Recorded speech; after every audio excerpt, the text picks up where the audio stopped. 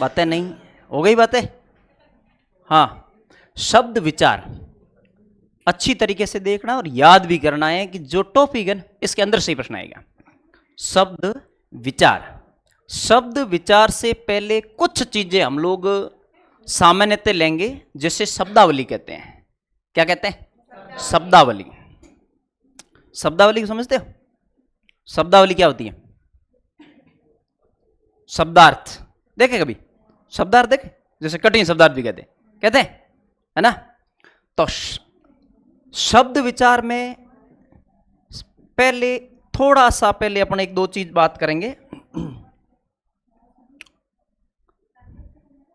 जैसे बात करते हैं भाषा की। किसकी? भाषा की। समझते हो भाषा क्या होती? हाँ, बातें नहीं, आपको ही बता रहा हूं, ठीक है? भाषा क्या है?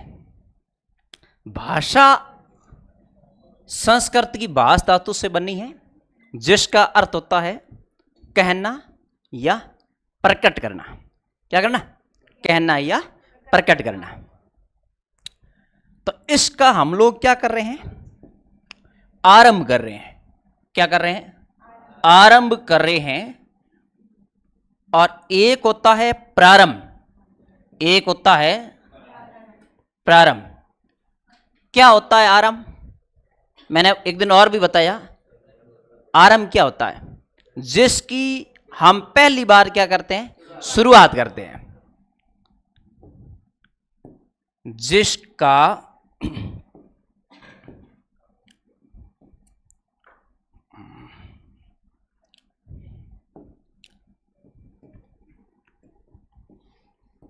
पहली बार शुरुआत की जाती है ना? क्या की जाती है? शुरुआत की जाती है।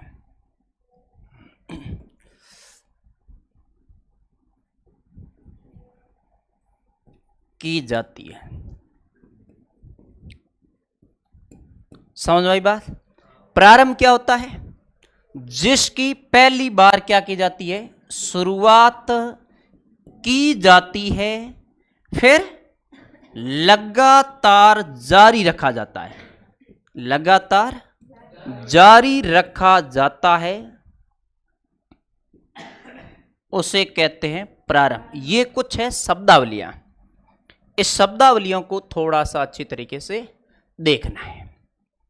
उसके बाद में एक चीज आती है जिसे हम लोग कहते हैं उत्पत्ति। क्या कहते हैं? उत्पत्ति। अच्छी तरीके से देखना। एक होती है उत्पत्ति और एक होती है व्युत्पत्ति। एक क्या होती है? व्युत्पत्ति।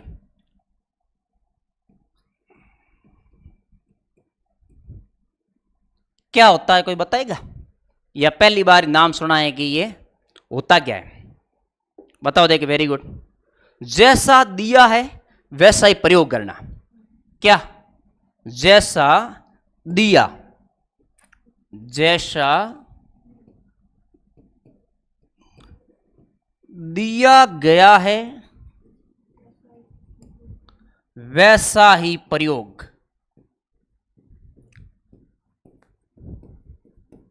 वैसा ही प्रयोग। अगर कर्तव्य ऐसा दे रखा है और हम लोग ऐसा ही इनका प्रयोग कर रहे हैं, तो वो क्या है? उत्पत्ति है। लेकिन हम लोगों ने क्या कर दिया? इस कर्तव्य को सही लिख करके इसका प्रयोग किया, तो वो क्या हो जाएगी? व्युत्पत्ति हो जाएगी। समझ रहे हो बात को? व्युत्पत्ति हो जाएगी।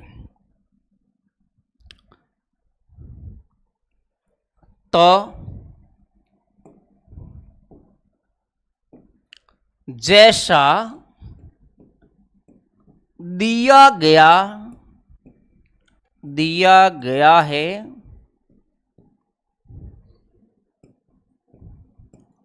उसमें परिवर्तन करना।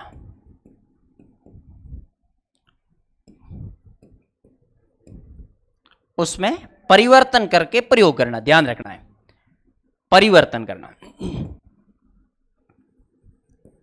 तो वो होता है व्युत्पत्ति।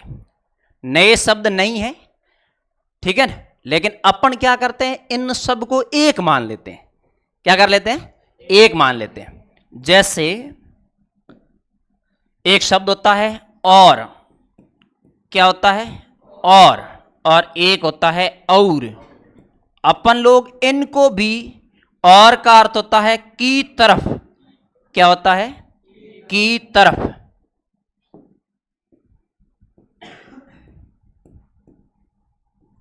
और इसका अर्थ होता है दूसरा। क्या अर्थ होता है? दूसरा। आरंभ जिसका पहली बार शुरुआत की जाती है, प्रारंभ जिसका पहली बार शुरुआत की जाती है और उसे लगातार क्या रखा जाता है? जारी रखा जाता है, उसे क्या कहते हैं? प्रारंभ कहते हैं। क्या कहते हैं? प्रारंभ।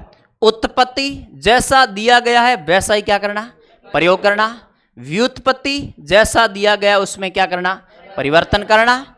और का अर्थ होता है की तरफ। मैं उनकी ओर जा रहा हूं। और आएगा, और आएगा, और आएगा। मैं और श्याम जा रहे हैं या पढ़ रहे हैं, क्या आएगा? और आएगा, और आएगा, और आएगा। अब अगर अगली बात करें, अब बात आती है जैसे भाषा। ये भाषा क्या है? किसे कहते हैं भाषा भाई? ये भाषा शब्द, भाषा शब्द संस्कृत की भाष धातु से बना है। भाष धातु से बना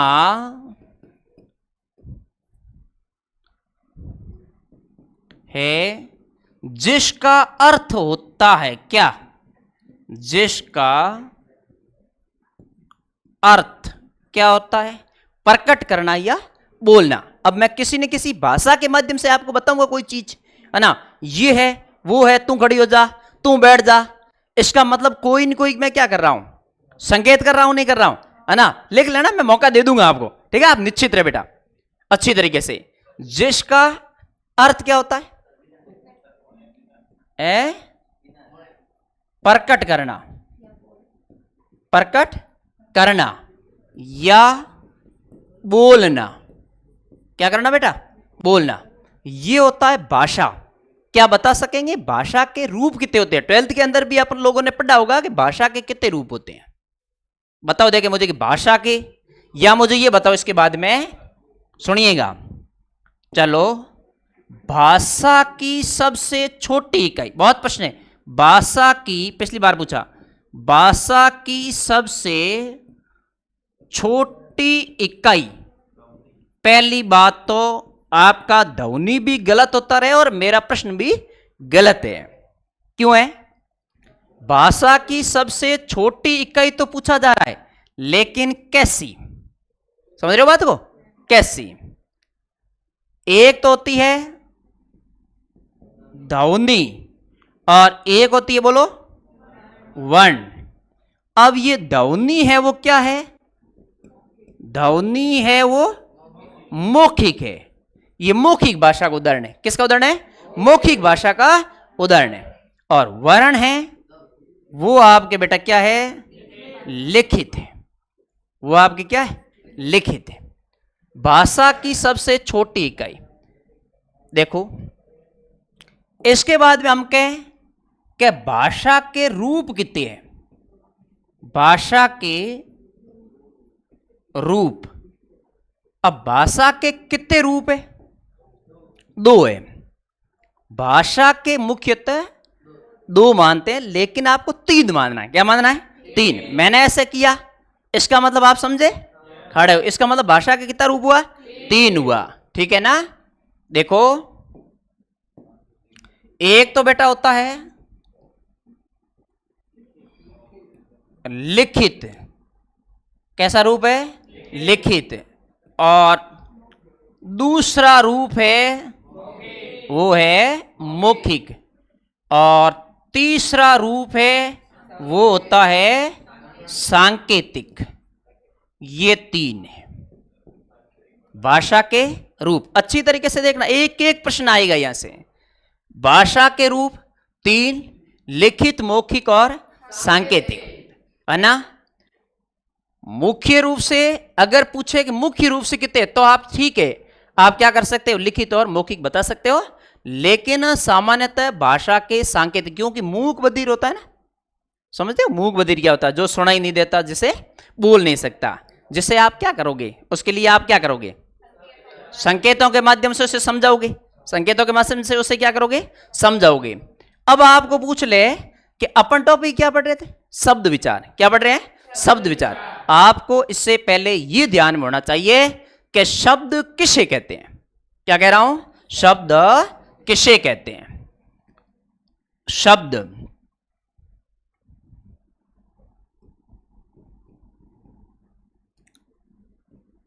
वर्ण, शब्द, वाक्य, ऐसा चल रहा है नहीं चल रहा है, वर्ण है, वाक्य है, सॉरी वर्ण है और शब्द है और क्या है, वाक्य है। वाक्य एक पूर्ण इकाई है, वाक्य क्या होती है, पूर्ण इकाई होती है, नहीं होती है ना।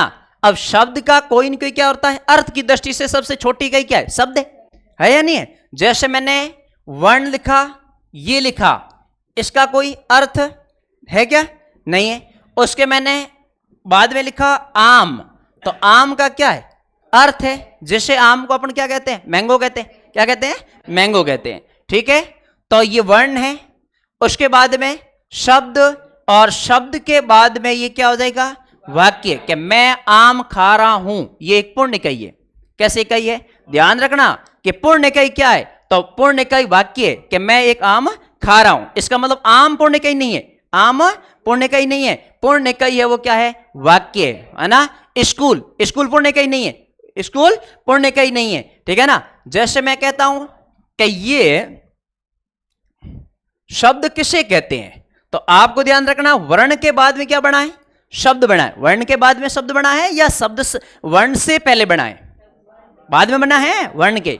तो इसका मतलब है कि हम लोग क्या कह सकते हैं इसे, कि वर्णों के सार्थक समूह को क्या कहेंगे, वर्णों के सार्थक समूह को, सार्थक समूह।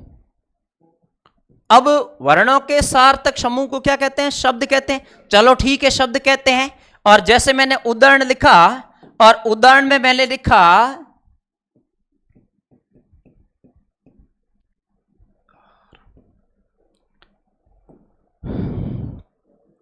लिखा लम्मक, क्या लिखा, लम्मक। बोलो आपने लम्मक कोई शब्द सुना है, नहीं सुना है। इसका मतलब लम्मक एक सार्थक शब्द नहीं है, लम्मक इसका मतलब एक सार्थक शब्द नहीं है। इसी का ही अगर अपन लोग है वो कमल बना देते हैं, तो बोलो सार्थक शब्द है या नहीं है, एक सार्थक शब्द है बेटा, क्या है, एक सार्थक शब्द है। तो ध्यान रखना है, वर्णों के सार्थक समूह क्या कहलाता है, शब्द कहलाता है। क्या कहलाता है, शब्द कहलाता है। उदाहरण लम्मक नहीं है, लेकिन कमल है वो क्या, एक सार्थक है। क्या है, सार्थक है। समझ रहे हो ना बात को, ठीक है। आगे चलें तो हम लोग अगर बात करें किसकी, अब शब्द विचार की बात करें, तो जैसे ये शब्द है, क्या है, शब्द है। अब आप मुझे कोई बता पाएगा कि इस शब्द के कितने प्रकार होते हैं, शब्द के कितने प्रकार होते हैं, शब्दों को हम लोग कितने भागों में बांट सकते हैं, क्या बता पाएगा कोई, कोई दिक्कत नहीं, ठीक है। अच्छी तरीके से देखना ये चीजें, शब्द, क्योंकि सबसे पहले आपको सिलेबस ध्यान होना चाहिए कि सिलेबस में है क्या, वहां सिलेबस से ही 2-4 प्रश्न तो पूछ लिया जाता है कई बार, ठीक है। सबसे पहले मोबाइल नंबर याद नहीं होना चाहिए, शब्द याद होना चाहिए, नहीं तो फिर बंदड़े गाते रहोगे। मेरे वो देखा है ना, पहली क्लास देखी, पहली क्लास नहीं देखी क्या, काल विभाजन की देख लेना, ठीक है ना, एक हो रखी है।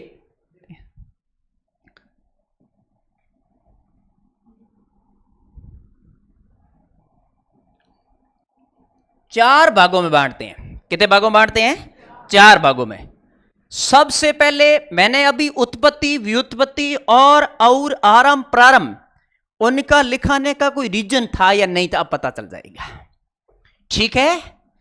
इसका मतलब है कि जैसे एक नंबर है वो है उत्पत्ति के आधार पर, उत्पत्ति के आधार पर शब्द, और दूसरा जो प्रकार है वो आपके हैं व्युत्पत्ति के आधार पर, व्युत्पत्ति के आधार पर। इस व्युत्पत्ति को अपन क्या कह सकते हैं, और ये कह सकते हैं रचना के आधार पर। किसके आधार पर? रचना के आधार पर। और क्या कह सकते हैं, और इसे कह सकते हैं बनावट के आधार पर। अब आपको यहां यह नहीं है कि व्युत्पत्ति देखा और शब्द वहां व्युत्पत्ति आया ही नहीं, रचना आ गया या क्या आ गया, बनावट आ गया। तो अपन लोगों को ध्यान क्या रखना है कि व्युत्पत्ति के आधार पर हो, रचना के आधार पर हो और बनावट के आधार पर हो। ठीक है। और उत्पत्ति के आधार पर शब्दों के प्रकार होते हैं। देखिए उसके बाद में अगर मैं बात यहां करूं, तीसरे को ले लेते हैं। तीसरा होता है अर्थ के आधार पर। किसके आधार पर? अर्थ के आधार पर। अर्थ के आधार पर। तो यहां अर्थ के आधार पर, दूसरा था व्युत्पत्ति के आधार पर, तीसरा है वो अर्थ के आधार पर है, और चौथा है वो रूप के आधार पर है। किसके आधार पर है? रूप के आधार पर है।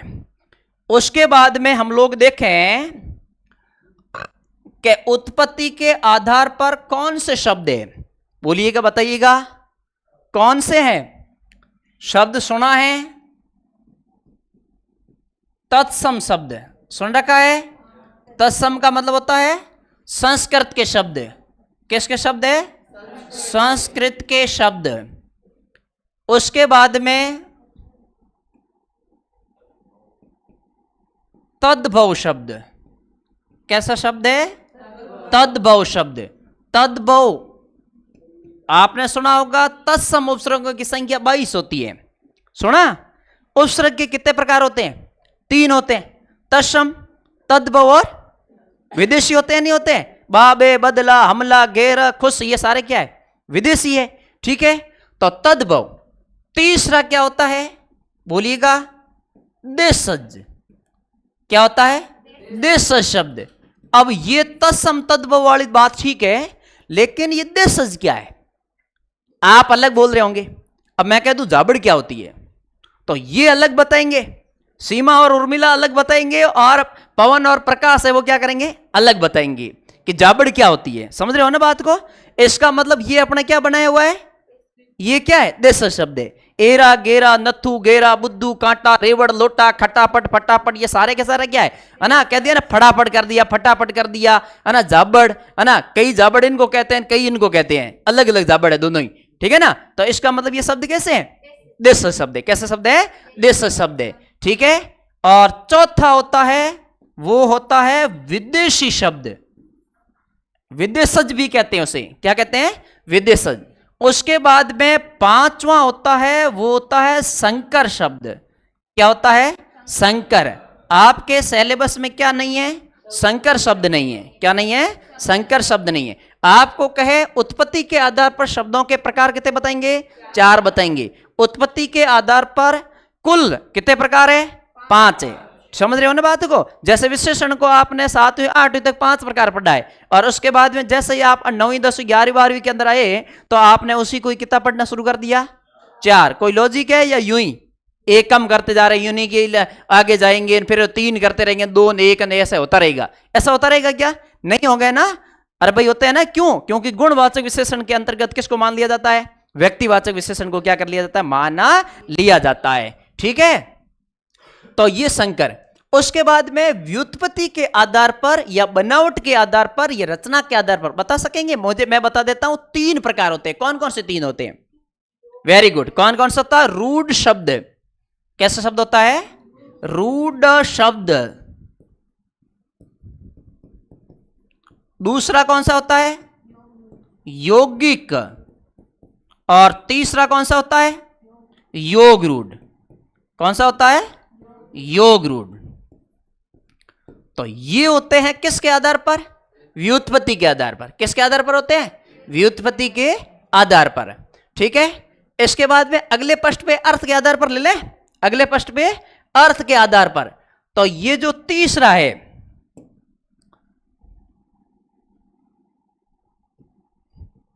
अर्थ के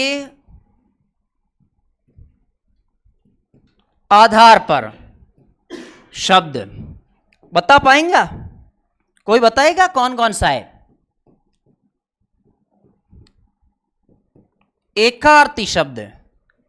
कैसा शब्द है? एकार्थी। कैसा है?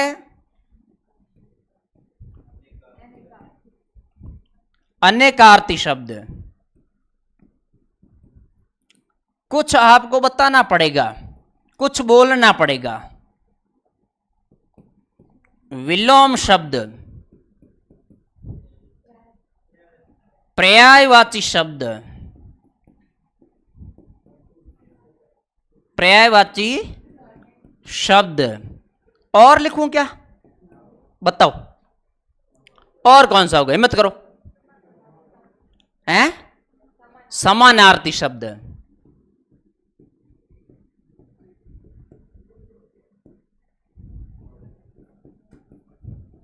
और बोलो। युग्म शब्द। क्या होगा? युग्म शब्द। और बोलो। दांत नहीं निकले, दांत निकालने जैसी कोई बात है ही नहीं।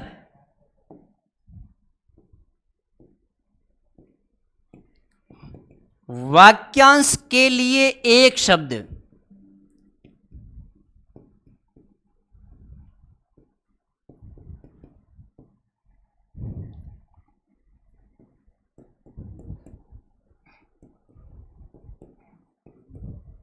क्या होगा बेटा? भिन्नार्थक शब्द। मुझे बताओ कि अर्थ के आधार पर शब्द के कितने प्रकार होते हैं? 8 प्रकार। समझ में आई बात? नहीं आई है ना? प्रश्न पूछेगा नहीं पूछेगा है ना? आप पूछेगा अर्थ के आधार पर शब्द के 8 भेद है। बताओ उत्पत्ति के आधार पर शब्द के कितने भेद है? उत्पत्ति के आधार पर शब्दों के कितने भेद है? कितने भेद है?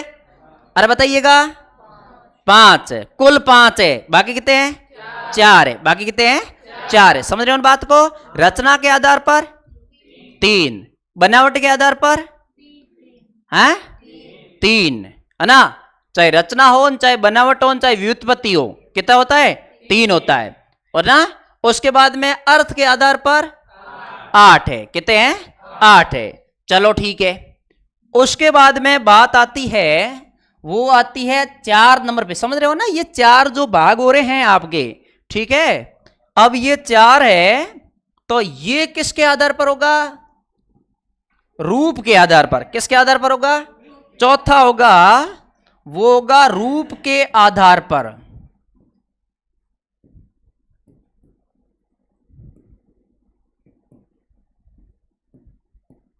कोई बता पाएगा रूप के आधार पर शब्दों के कितने प्रकार होते हैं? हैं? रूप के आधार पर शब्दों के 2 प्रकार होते हैं। कौन कौन से होते हैं? यही तो सिलेबस में, यही तो क्या है अपने सिलेबस में, यही है ना? कोई बात नहीं।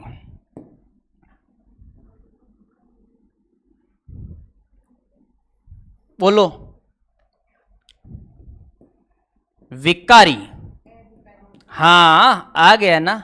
बस अपन को तो क्या थोड़ा सा धक्का मारने वाला होना चाहिए, बाकी तो ठीक है, आप परवाह करते नहीं हो। अविकारी।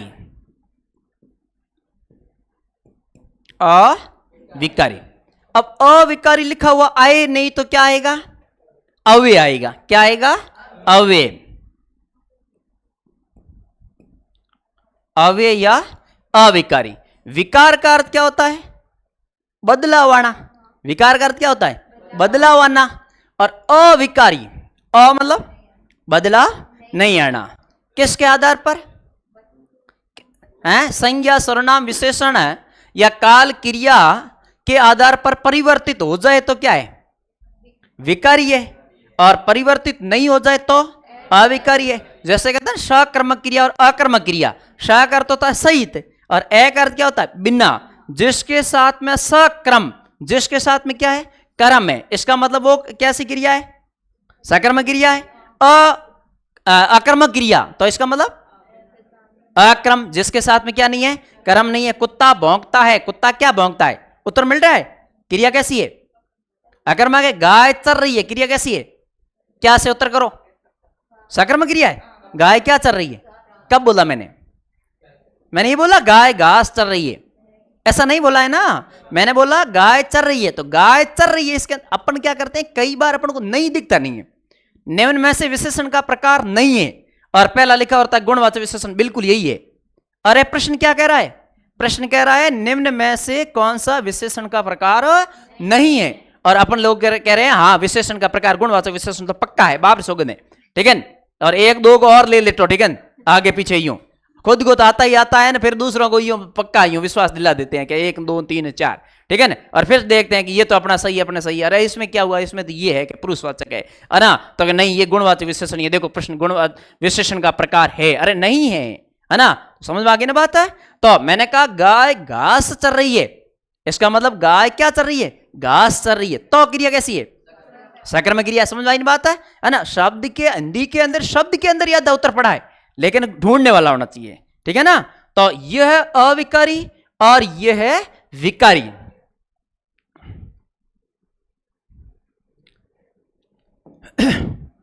बताओ विकारी में कौन कौन सा शब्द आएगा,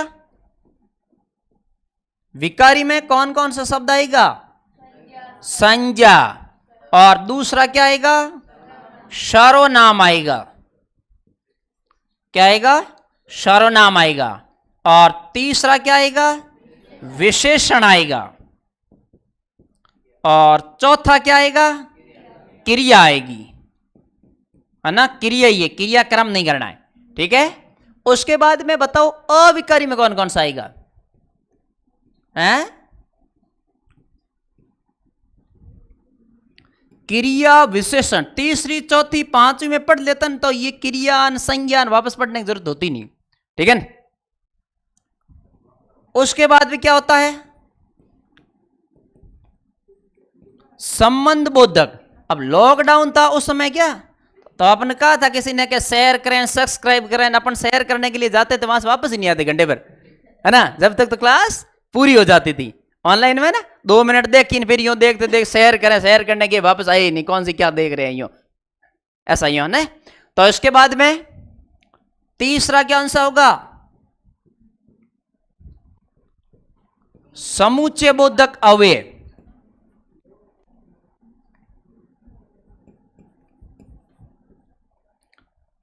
और चौथा कौन सा होगा,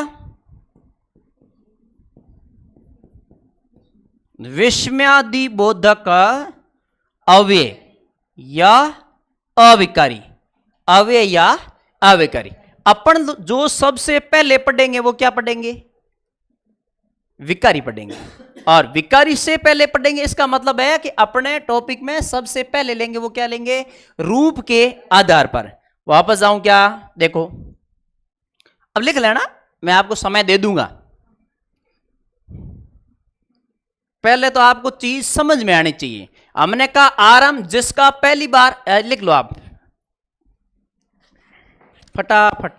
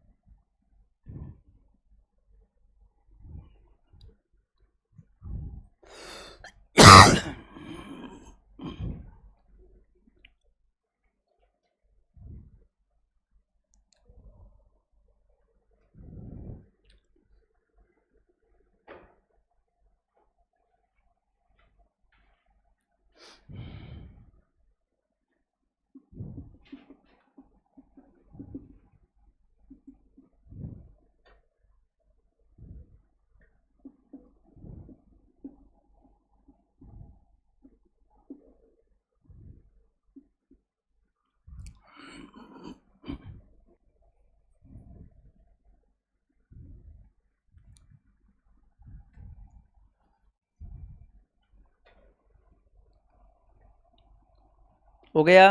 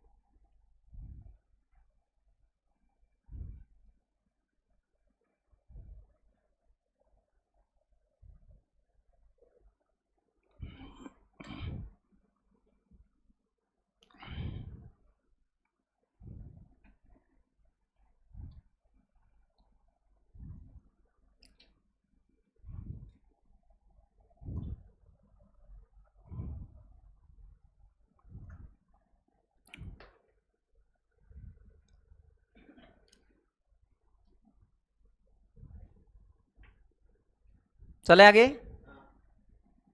बता दिया करो थोड़ा।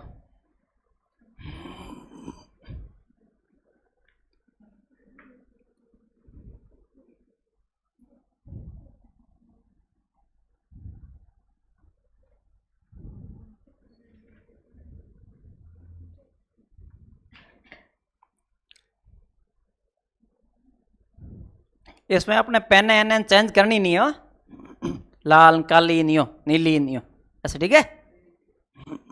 अपन को ऐसा ही लिखना है जैसे अपनी कोई रजिस्टर कॉपी मांगे नहीं कोई दूसरा, ठीक है। सिस्टम बढ़िया है। अरे टाबर होते हैं, मांग लेते नहीं मांग लेते, घना टाबर हो। अनवर आदम सुन ले ईसा मेवा टाबर गर्रा बिसा काकी तो बेचे चनिया टाबर एक आखर ने बनिया।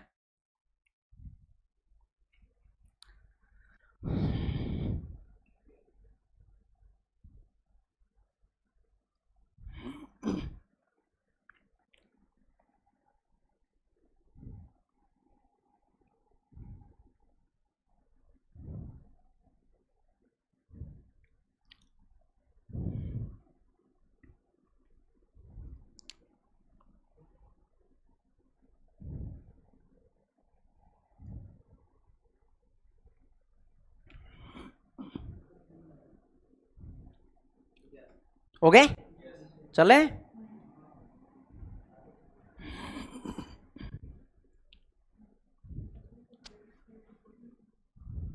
या साथ साथ में लिखोगे उसमें, ये ठीक है। या साथ साथ में लिखना चाहे तो फिर साथ साथ में लिखते रहना, थोड़े थोड़े रुकते रहेंगे, ठीक है, थोड़े थोड़े रुकते रहेंगे यूं।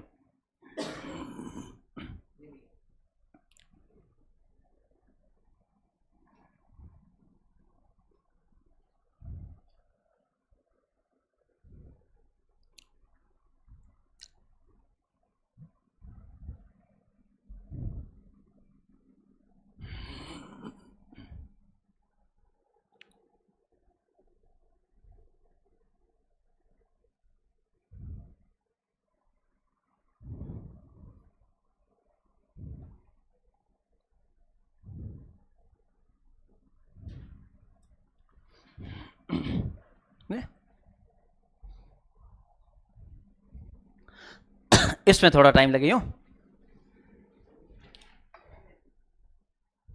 एक बार आप बिना देखे लिख देना घर जाके।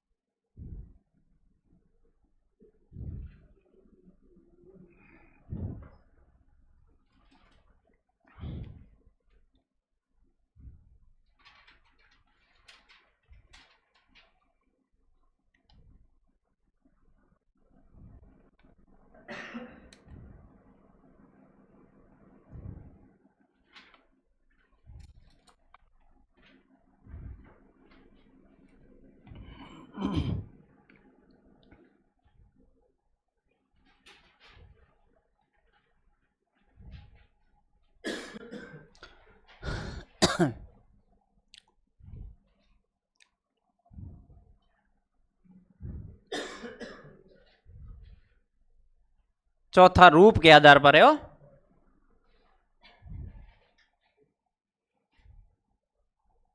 ये लिखना है और लिखने के बाद में काट देना, यूं नहीं 50/100 फिर उसके बाद 50 से 50 काटे तो फिर लिखते क्यों हैं, ठीक है ना, सिलेबस में नहीं है। कुल पूछे तो 5 बाकी 4। ये तत्सम तो समझते हो, हम लोगों ने समझाया था एक दिन, बताई तो बात, चर्चा की थी, है ना, कि ये आ जाए और ये क्या, सॉरी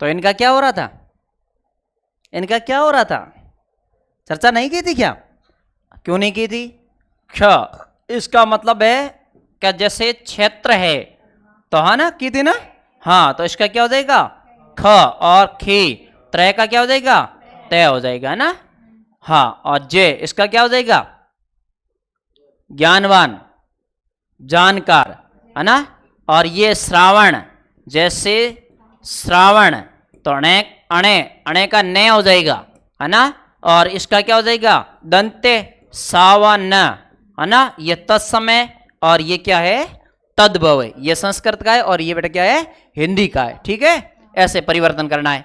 आधा है जैसे तृण था, है ना, और इसका गायब या पूरा हो जाएगा, तृण का क्या हो जाएगा, तिन का हो जाएगा, ठीक है, तो तत्सम और तद्भव। चले आगे।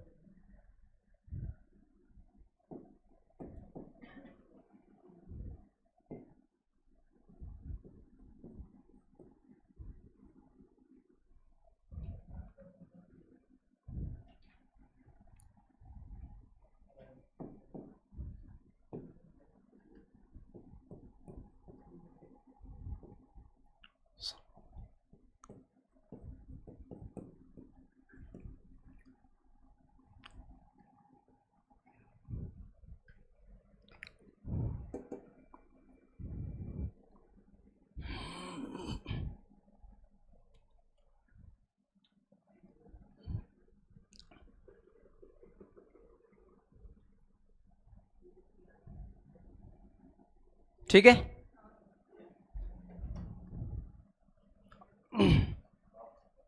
चलो उसके बाद में सबसे पहले अपन चीज पढ़ेंगे, वो पढ़ेंगे विकारी। क्या पढ़ेंगे, विकारी। क्या होता है विकारी, विकारी किसे कहते हैं, अभी हमने चर्चा की, विकारी कहते किसे, लिखो परिभाषा, लिखो इसकी एक लाइन में लिखो, वे शब्द जिनका, विकारी में लिखना, वे शब्द जिनका लिंग वचन काल कारक का, लिंग वचन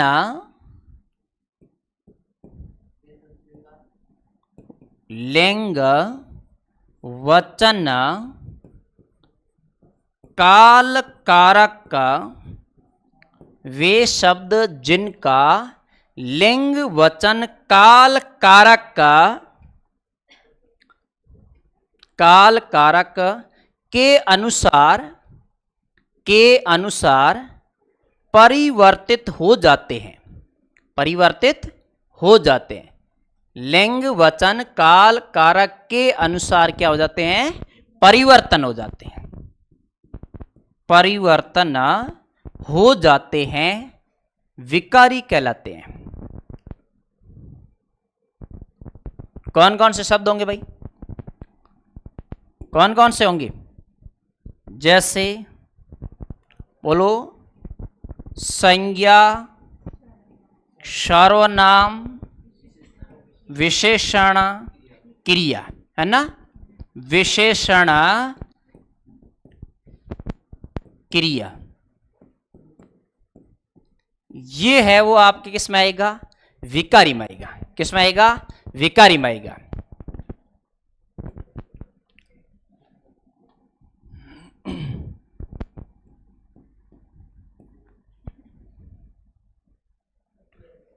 क्लीन कर देते हैं। तो सबसे पहले हम जो चीज पढ़ेंगे वो बात करेंगे बेटा संज्ञा की। अब संज्ञा में यहां अब पहुंचे अपन, है ना? समझ रहे हो बात को? उससे पहले सारी चीजें सम, धन, जा क्या होता है? सम का अर्थ क्या होता है? समान। ज्ञा का अर्थ क्या होता है? ज्ञा का अर्थ। संज्ञा का अर्थ क्या होता है? सम, धन, ज्ञा।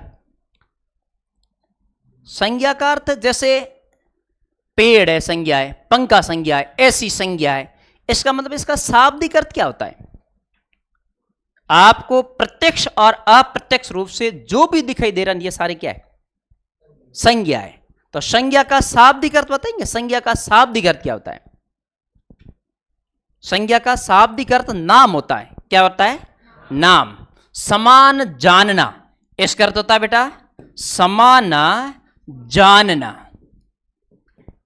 समान जानना संज्ञा। ठीक है? संज्ञा किसे कहते हैं? रटा रटाया किसी वस्तु, व्यक्ति, स्थान आदि के नाम को संज्ञा कहते हैं। जयपुर संज्ञा है और उदयपुर संज्ञा नहीं है। अरे ऐसा पढ़ा है कि नहीं पढ़ा है? जयपुर गाय और रमेश संज्ञा है, लेकिन उदयपुर आ गया इसका मतलब संज्ञा नहीं है। मैं कह रहा हूं किसी वस्तु है ना, चाहे व्यक्ति है ना, स्थान है, ये सारी क्या है? संज्ञा है। ये सारे क्या है? संज्ञा है। व्यक्तिवाचक का मतलब क्या होता है? जैसे भेद है व्यक्तिवाचक संज्ञा। व्यक्तिवाचक का मतलब क्या होता है? एक होता है। जातिवाचक का मतलब क्या होता है? अनेक होता है। भाववाचक संज्ञा को अपन दो क्या कर सकते हैं? महसूस कर सकते हैं। क्या कर सकते हैं? महसूस कर सकते हैं। केवल और केवल बेटा क्या कर सकते हैं? महसूस। परिभाषा लिखो किसकी? संज्ञा की। किसकी परिभाषा? संज्ञा की परिभाषा। वैसे इन्हें बोलते हैं संज्ञा। क्या बोलते हैं? संज्ञा बोलते हैं, न कि संज्ञा। तो लिखो किसी व्यक्ति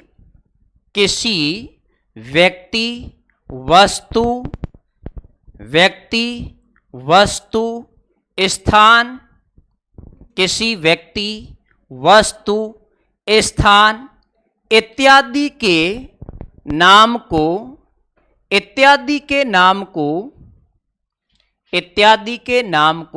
क्या कहते हैं? बोलो। इत्यादि के नाम या उनकी जाति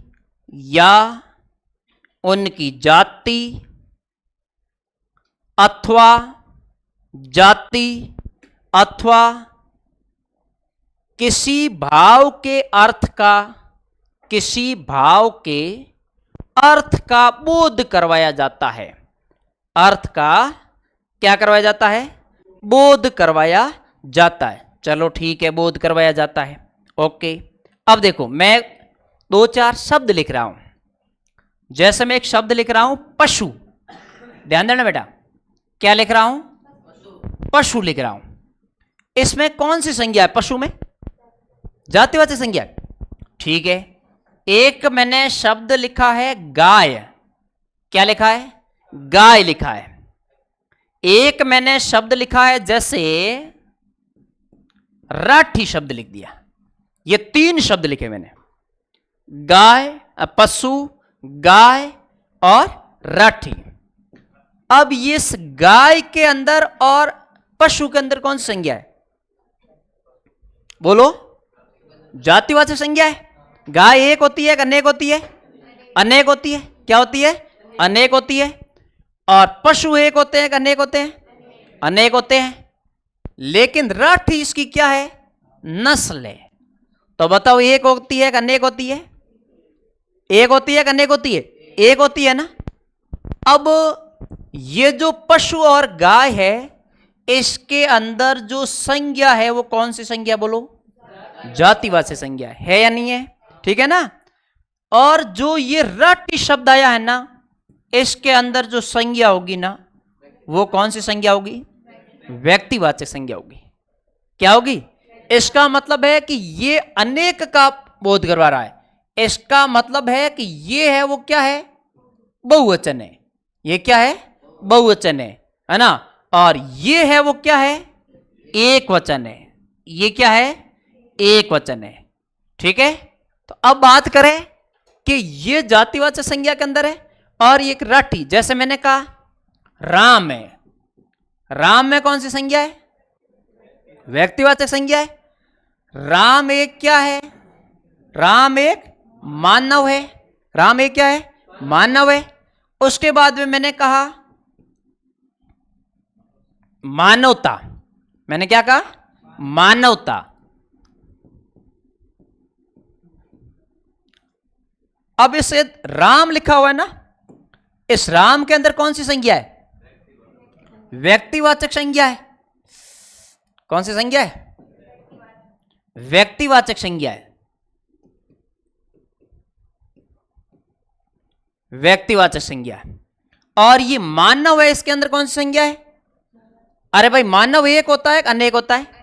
अनेक होता है। मिनख घना इन जगत में, मिनखा तणो सुकाल, जिन मिनखा में मिनख पणो उन मिनखों रो काल। इसका मतलब मिनख पणो मतलब मानवता। ये क्या है? अपन महसूस कर सकते हैं। क्या देख सकते हैं उसके? नहीं कर सकते ना। आपके साथ में कौन कैसा व्यवहार कर रहा है, इसे तो आप क्या कर सकते हैं? महसूस ही कर सकते हो, है ना। छू नहीं सकते इसे। इसे आप क्या नहीं कर सकते? छू नहीं सकते, है ना। तो ये मानवता है। ये कैसी संज्ञा हो जाएगी? भाववाचक संज्ञा हो जाएगी। ठीक है। जैसे हमने कहा तुलसीदास, क्या कहा? तुलसीदास। अब ये तुलसीदास एक क्या है? कवि है। तुलसीदास एक क्या है? कवि है। तुलसीदास तो एक है, इसका मतलब कौन सी संज्ञा है? व्यक्तिवाचक संज्ञा है। लेकिन ये कवि है ना, कवि एक है, अनेक है? अनेक है। इसका मतलब इसके अंदर जो संज्ञा होगी ना, वो कौन सी संज्ञा होगी? इसके अंदर संज्ञा होगी वो जातिवाचक संज्ञा होगी। क्या होगी? जातिवाचक संज्ञा होगी। ठीक है ना। अब मैंने कहा शास्त्री। शास्त्री एक है, अनेक है? अनेक है। कौन सी संज्ञा होगी? जातिवाचक। मैंने कहा शास्त्री जी वेद पढ़ते हैं। शास्त्री जी वेद पढ़ते हैं। व्यक्तिवाचक कैसे हो गया? अभी तक कोई व्यक्तिवाचक नहीं हुआ। शास्त्री जी जातिवाचक है। क्या शास्त्री जी भारत के कोई थे? प्रधानमंत्री, मुख्यमंत्री कुछ थे? क्या थे? क्या थे? लाल बहादुर शास्त्री। क्या थे लाल बहादुर शास्त्री? अब मैंने कहा शास्त्री जी भारत के उदार प्रधानमंत्री थे। क्या थे? उदार प्रधानमंत्री। तो उसके लिए अब उदार प्रधानमंत्री थे, अब शास्त्री जी, वहां कौन सी संज्ञा होगी? वहां कौन सी संज्ञा होगी? व्यक्तिवाचक संज्ञा होगी, नहीं हुई? जैसे मैंने कह दिया ये नेताजी शब्द का है। मैंने शब्द का नेताजी, क्या कहा? अब ये नेताजी शब्द है ना, इसके अंदर कौन सी संज्ञा है? जातिवाचक संज्ञा है या नहीं है ना। और ये सुभाष है ना, सुभाष, इस सुभाष के अंदर कौन सी संज्ञा है? व्यक्तिवाचक संज्ञा है, क्योंकि ये सुभाष एक क्या है? नाम है। सुभाष एक क्या है? नाम है। अरे समझ रहे हो ना। अब नेताजी है वो कौन सी संज्ञा होगी, अभी आपने कहा जातिवाचक संज्ञा होगी।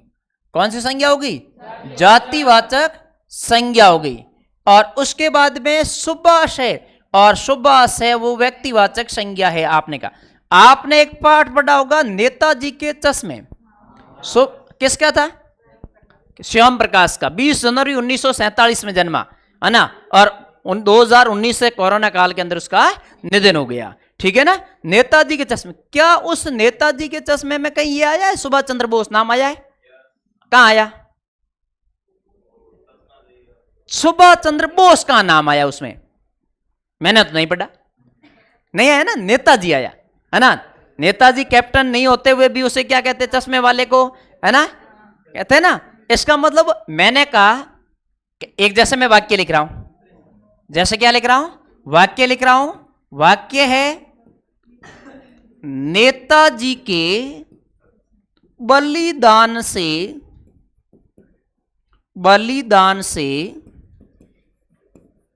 घर घर में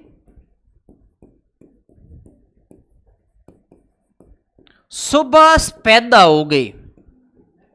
कौन पैदा हो गए, सुभाष पैदा हो गई। अब मुझे एक चीज बताएंगे आप लोग कि जो ये नेताजी शब्द आया है ना, और एक शब्द क्या आया है, सुभाष आया है, तो यहां इस नेताजी के अंदर बिल्कुल सोच समझ करके उत्तर देना, ठीक है ना, अतः में ध्यान नहीं देना है, ठीक है ना। जो फीस भरी है ना उसका सदुपयोग होना चाहिए। नेताजी, अब नेताजी है वो कैसा है, संज्ञा कौन सी नेताजी में, समझ लो समझ लो समझ लो। ये नेताजी है वो किसके लिए आया है, सुभाष चंद्र बोस के लिए आया है। तो यहां नेताजी व्यक्तिवाचक होगा कि जातिवाचक होगा, व्यक्तिवाचक होगा, होगा या नहीं होगा, व्यक्तिवाचक होगा। लेकिन उनके बलिदान से घर घर में सुभाष पैदा हो गई। सीधी सी बात है कि ये एक वचन हो गया। यहां कौन सा वचन हो गया, एक वचन हुआ या नहीं हुआ। एक वचन तो किसके अंदर आता है, व्यक्तिवाचक संज्ञा के अंदर आता है। एक वचन किसके अंदर आता है, व्यक्तिवाचक संज्ञा के अंदर आता है, ठीक है ना। उसके बाद में कह रहे हैं सुभाष, और सुभाष पैदा ज्यादा हो गई, घर घर में सुभाष पैदा हो गई, इसका मतलब अधिक हो गए, अधिक हो गए, तो अधिक होते हैं उसे कहते हैं बहुवचन, और बहुवचन हो गया सुभाष। तो वैसे ही क्या है, एक क्या किस में नहीं रहा, व्यक्तिवाचक में रहा ही नहीं, व्यक्तिवाचक के अंदर नहीं रहा। बात समझ में आई नहीं आई भाई। मैंने कहा नेताजी है, जहां तक एक वचन है, जब तक जैसे एक वचन आया तो ये व्यक्तिवाचक के अंदर चला जाएगा। ये किसके अंदर चला जाएगा, व्यक्तिवाचक के अंदर चला जाएगा। और जैसे ही बहुवचन आया तो बहुवचन आते ही ये किसके अंदर चला जाएगा, जातिवाचक के अंदर चला जाएगा। और हमने कहा भाववाचक संज्ञा, भाववाचक संज्ञा को हम लोग केवल और केवल क्या कर सकते हैं, महसूस कर सकते हैं, ठीक है ना। उसके बाद में कुछ हुआ है क्या, ये हुआ है या इसके बाद में कुछ हुआ, ये हुआ है क्या, उनके बाद में आपने लिखा उसके बाद में, हाँ ये हो गया, परिभाषा हो गई। उसके बाद में इनको देख लो, ठीक है ना। एक उसके बाद मैं कुछ और लिख रहा हूं, हाँ, ये लिख लो और ये इसको मिटा देता हूं।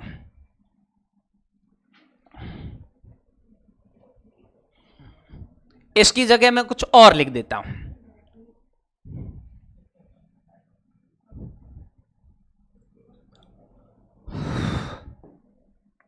जैसे मैंने कोई वाक्य प्रयोग किया, जैसे मैंने कहा मनुष्य, मैंने क्या कहा, मनुष्य। अब मुझे बताओ मनुष्य में कौन सी संज्ञा है, जातिवाचक है। क्यों, मनुष्य एक है, अनेक है, अनेक है, जातिवाचक है। अब मैंने कोई नाम कह दिया, जैसे मनुष्य है तो या मैंने कह दिया लड़का या लड़की, जैसे मैंने कह दिया लड़की, ठीक है।